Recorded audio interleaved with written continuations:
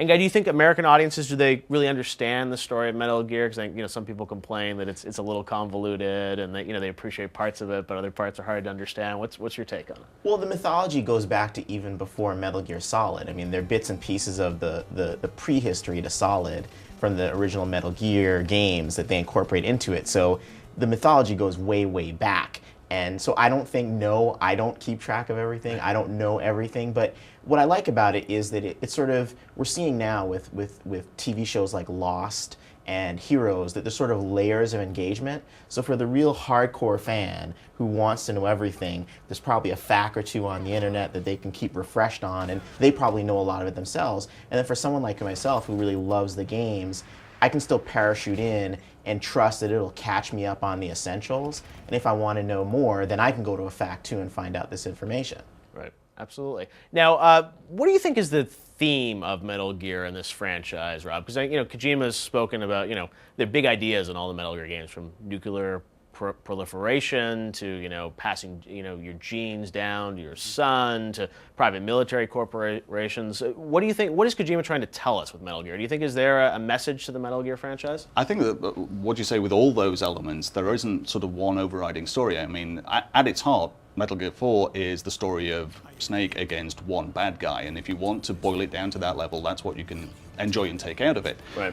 But it's when you listen to all the exposition of the rest of the story that you start finding out all these different themes. And I don't think you can nail it down to one, because I was stunned going through how many different facets of what we might consider important political discussion today were actually brought up. Never with really a direction and an answer, but right. Certainly with a question of what is this? Why would you listen to this, and what would you do in this situation? So, David, when you're going through the script and working on the dialogue, I mean, are you being given sort of hints and tips about sort of what Kojima's, the message he's trying to convey in this game? Well, only in that I read the scripts. I don't sit down with Hideo and say, well, what are we going for here? What's Snake's motivation? I just get handed a pile of paper like this and I leaf through it.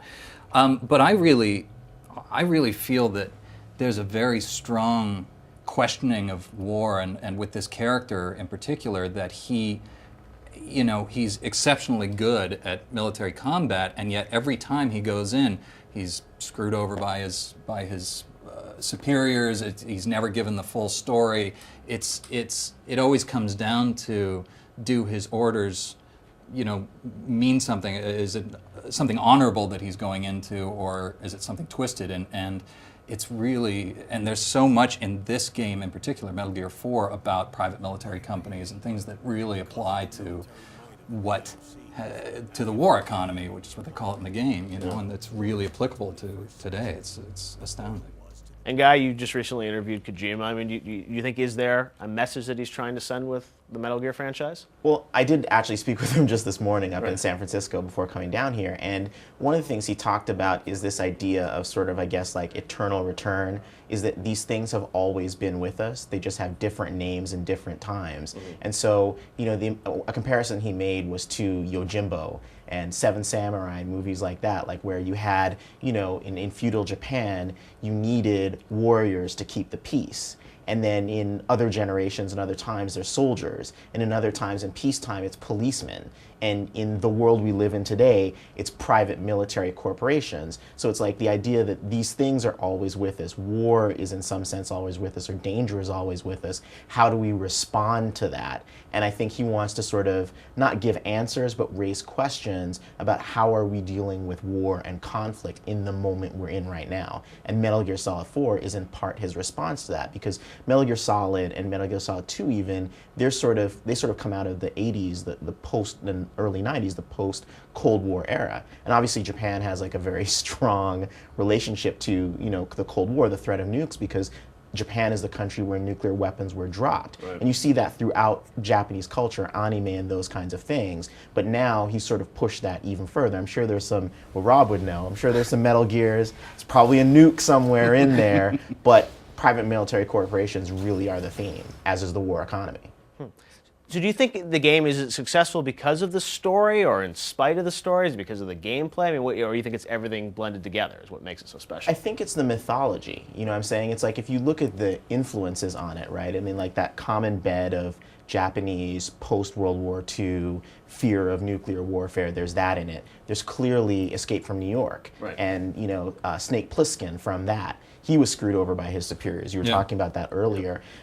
Clearly a lot of comic books and manga and anime and all that, but out of all that stuff, he's created this lore and this mythology and this character that people care about intensely. And so it makes you care even more when you play the game. Like, it gives you more of a tie to the character. That's what people respond to.